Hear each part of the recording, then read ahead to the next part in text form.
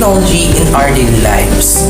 And now, every school is developing technology to host and to offer online classes. Although many instructors are still feel unprepared to teach using this kind of technology in the classroom because they are unfamiliar with modern technologies. Moreover, some teachers are still unable to adopt the modern technologies, while others are working hard to learn modern technologies in order them to apply in the classroom.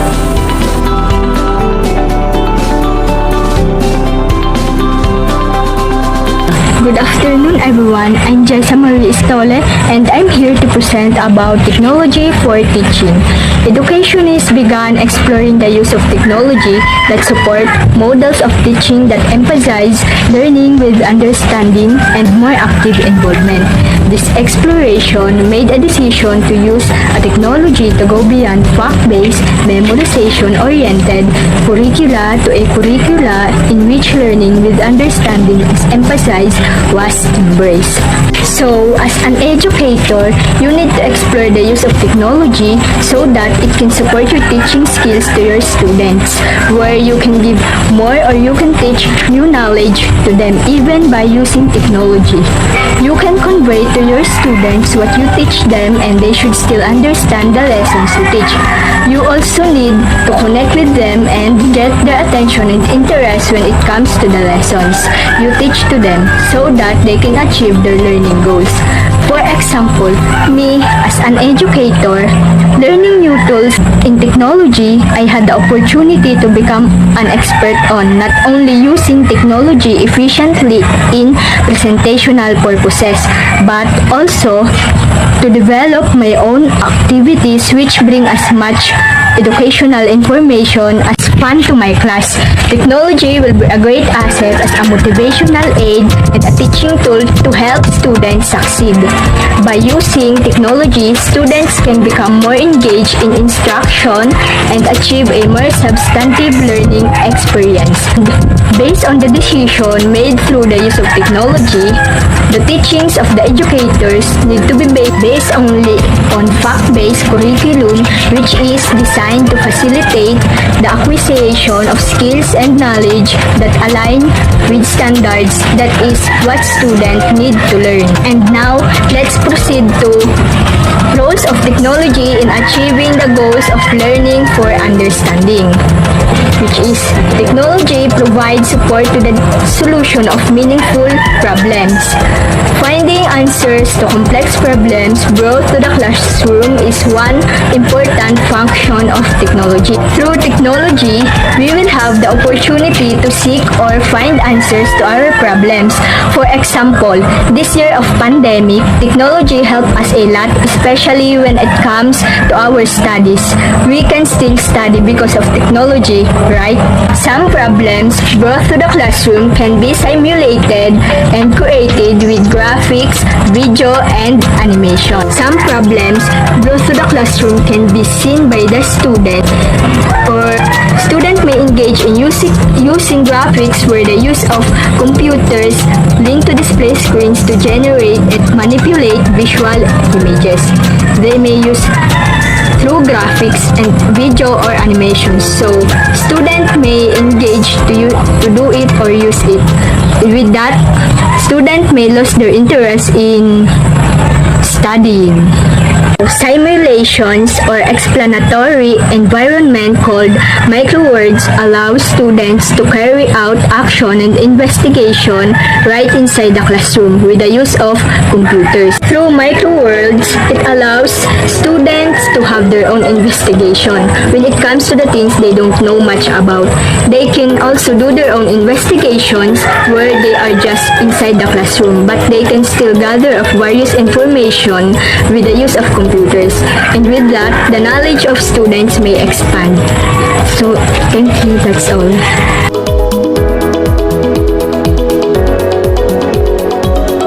Role of technology in achieving goals of learning for understanding.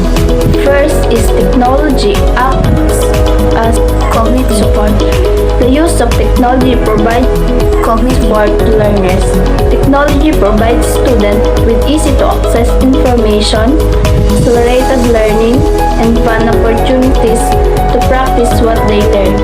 It enables students to explore new subjects and deepen their understanding of difficult concepts. For example, right now, we are in the midst of pandemic. Technology helps us to study even at home. And technology is one of the biggest roles for achieving our dreams and goals. Second is technology promotes collaboration as well as independent learning. Interconnectedness in networking through technology supports collaboration. Collaboration technology helps us expand access to education with it. Schools have the ability to reach more students using video. Online instruction can be as effective as traditional face-to-face interaction. Meanwhile, collaboration learning models are transforming the way educators teach and students engage, and make it easier for students to collaborate and save their works. Technology supports self-directed learning. With technology, students can learn at their own speed, review difficult concepts, or skip ahead if they need to. They can also take an initiative to teach themselves. And let's talk about technology programs for teaching. First is a standalone program. Standalone software, video disc or CD-ROM. Standalone program does not necessarily require network connection to function. A program that runs as a separate computer process, not add-ons an existing process. Standalone program does not require operation system service to run. Program available on the internet, a network in which user at any one computer can, if they have permission, get information from any other computer. Example of program available on the internet are social media, electronic mail, mobile application, multiplayer online games, internet telephony, file sharing, and streaming media service. Second is electronic field trip. This communication technology allows the learner to travel and visit places for global exploration. The electronic field trip is field trip that student and teacher take via the internet, using their computers and modems to access up to the minute. It is interactive lesson delivered directly to the student through a stream webcast. The webcast, approximately 55 minutes in length, is geared at grade 5 to 8 and features a live discussion with an expert panel, historians, dramatic video, and fan talks.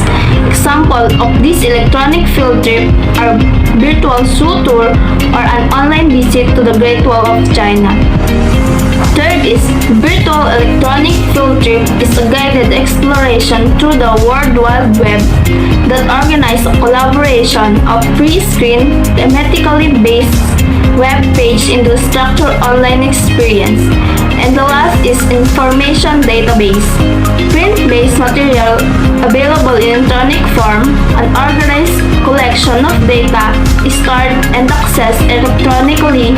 Small database can be stored on a file system, while databases are hosted on computer cluster or cloud storage. Example of information database is the National Geographic magazine is now on the CD-ROM, Encarta, and Grolier. Provide access to vast information and also include MySQL, Microsoft Access, Microsoft SQL Server, FileMaker Pro, Oracle Database, and DBase.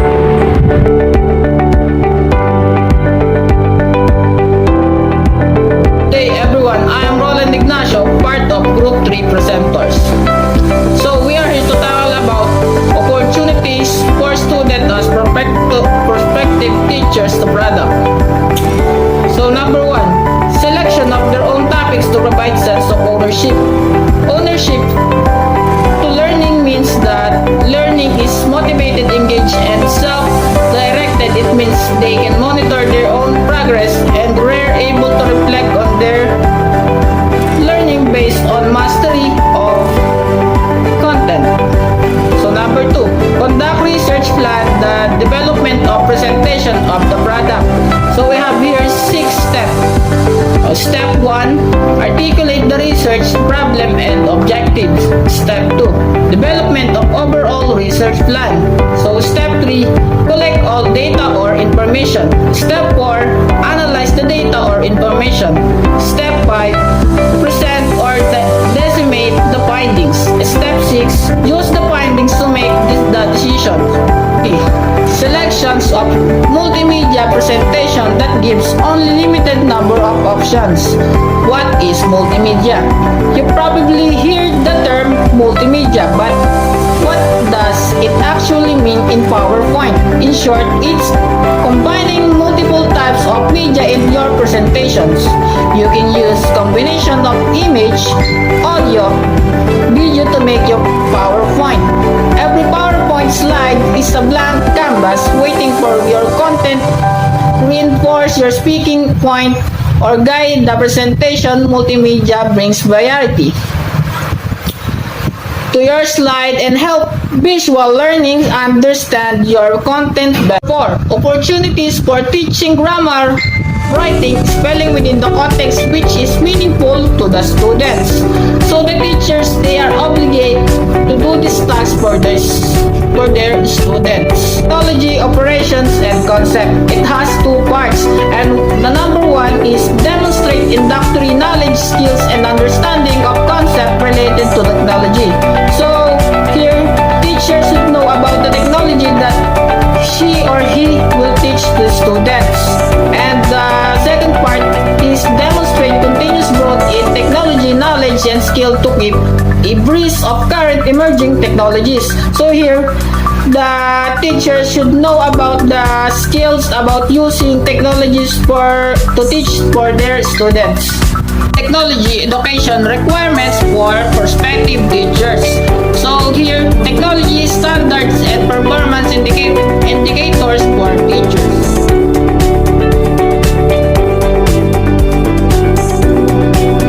Planning and designing learning environments and experiences.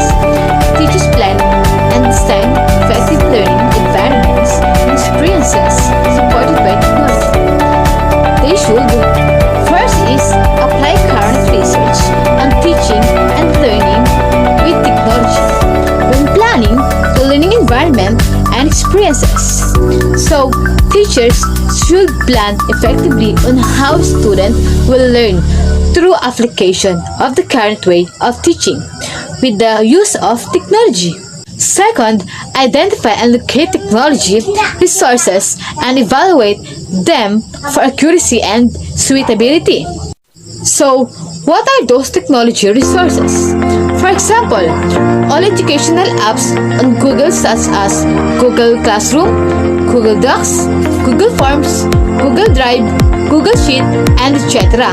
Most importantly, assuring first to themselves its creativity and if it's helpful to students. Third is plan for the management of technology resources within the context and learning activities. For example, there are limitations on some technology resources on its accessibility and capacity.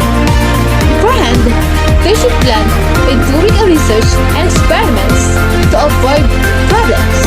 Lastly, plan strategies to manage student learning in a technology-enhanced environment. So, while learning also has its hindrances such as poor internet connections and many distractions, they should plan and think of solutions to cope with the factors in order to get the students full attention and learn. Teaching, learning, and the curriculum. Teachers implement curriculum plans that include methods and strategies for applying technology to maximize student learning. teachers should first use technology to support learning-centered strategies that address the diverse needs of students. So, for example, teachers should have auto-designed gadgets to use teaching such as cell phone, laptop, computers with a good internet connections to have better interactions with students. Second, apply the technology to develop students' higher order skills and creativity. For example, teachers should apply technology by providing high-tech tools and equipments, or even discovering trusted apps to enhance students' skills in all aspects. Last is manage student learning activities in a technology-enhanced environment. For example, the Google Classroom, on which teachers can easily compile activities, lessons, and examinations of students.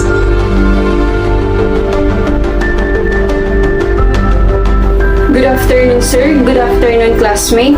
Before proceeding with the topic, what is the difference between assessment and evaluation? Assessment is classroom research to provide useful feedback for the improvement of teaching and learning. Assessment is feedback from the student to the instructor about the student's learning. Evaluation uses methods and measures to judge student learning and understanding of the material of purposes of grading and reporting. Evaluation is feedback from the instructor to the student about the student's learning. Assessment and evaluation. Teachers apply technology to facilitate a variety of effective assessment and evaluation strategies. They should first, use technology resources to collect and analyze data, interpret results, and communicate findings to improve instructional practice and maximize student learning. Through the use of technology and digital methods, data from educational assessment may be gathered and analyzed more effectively. Technology offers teachers more effective ways of collecting and analyzing assessment data. They process defining, selecting, designing, collecting, evaluating, interpreting, and applying information to students' learning and growth is referred to assessment. One of the most powerful tools in the classroom for teachers is assessment data. For the student and teachers, technology offers a tool to track and monitor development as well as extra support strategies for teaching the student. Second, apply multiple methods of evaluation to determine student appropriate use of technology resources for learning, communication, and productivity.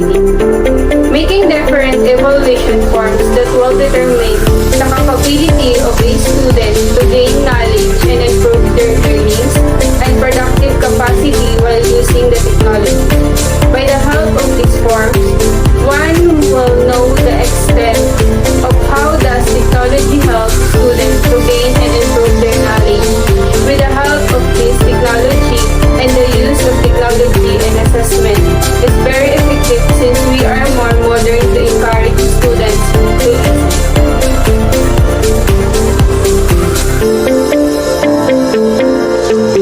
Productivity and professional practice. Teachers use technology to engage the productivity and professional practice. They should use technology resources to engage in ongoing professional development and lifelong learning. Continually evaluate and reflect on professional practice, make improved decision, reading, to use of technology, and support of student learning. Apply technology to increase productivity.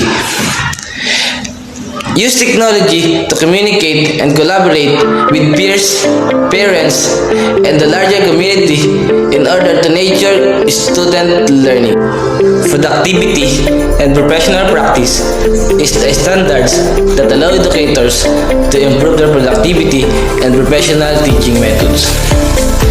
This standards identifies that the technology professional teacher use on a daily basis, such as email, video conference, online graduate courses, website building, and collaborative project that use technology and authoring tools to solve a problem.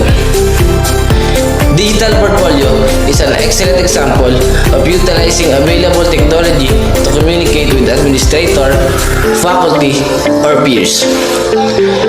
My second example is a blog on which professional educators can reflect.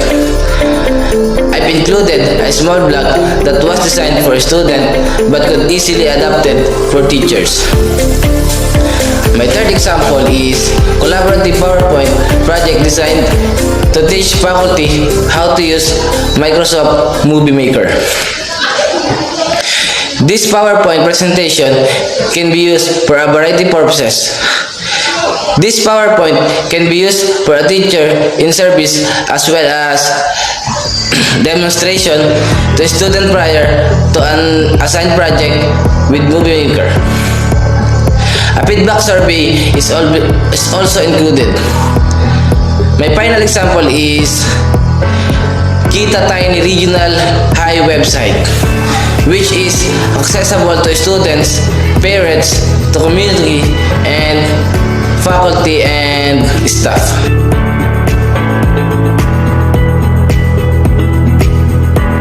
Good day everyone. Now I am going to discuss the social, ethical, and human issues. Based on my understanding, social, ethical, and legal and human issues, it is how you manage, respect, and always give credits while using technology. Manage time because technology is not always good to society, especially when using technology in not good reason. And when talking social, ethical, legal, and human issues, respect of course ourselves, but sometimes you need also to do something, not just only focusing into technology, just set your mind in other things. And of course, give credits, because not all the time your idea is yours. Because with the help of technology, internet, there is possibility that we get something from it and that social, ethical, and legal and human issues can be defined. And as part of social, ethical, legal, and human issues, apply technology resources to enable and empower learners with diverse backgrounds, characteristics, and abilities. Resources is one of the biggest power and strategy to learn. For every student in a good way of using technology as part of teaching strategies, it is the easy way to define of what hindrance and effectively execute what we learn and what we need to share to others. Identify and use technology resources that appear in diversity. In a kind of manner and aspect of technology, it is how you understand and how you use your knowledge and how you appreciate technology as part of your sources and knowledge, and a benefit how you success and acknowledge that with the help of technology, things now you understand, it helps you to find your interests. Promote safe and healthy use of technology and resources. There are things that you cannot rely on the internet or in the technology. You need also to limit it to secure and expand your own knowledge in many things.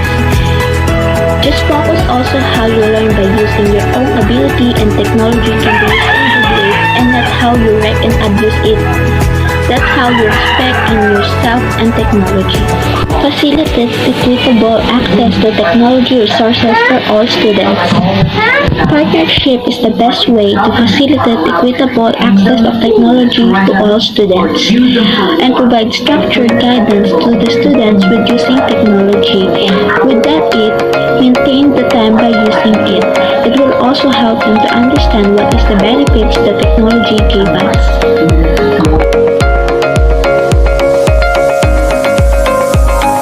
Good afternoon, my name is George Brian Generally. My part is the summary. With a global perspective, educational technologies and innovative teaching are imperative in today's time.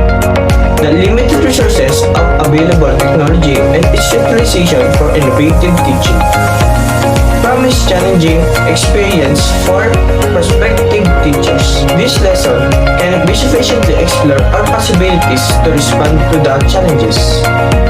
However, it was clearly undiscovered that technology cannot provide support to teaching resolution of meaningful problems, act as a scaffolding to learning, and promotes independent learning and collaboration with experts. The lesson also offers technology programs for teaching in the form of a standalone programs through internet and information database. Suggest requirements for prospective teachers are included in this lesson for you to ponder on. In today's global context, educational technologies and innovative teaching are critical. The limitless availability of technology and its application to innovative teaching promises a challenging experience for future teachers. This lesson can be adequately explore or possible response to challenges. But it has clearly demonstrated that technology can help teachers solve significant problems, serve as framework for learning and promote independent learning, and collaboration with experts. The lesson also includes teaching technology in the form of a standalone program, web-based programs, and an information database. This lesson includes suggest requirements for future teacher for your consideration.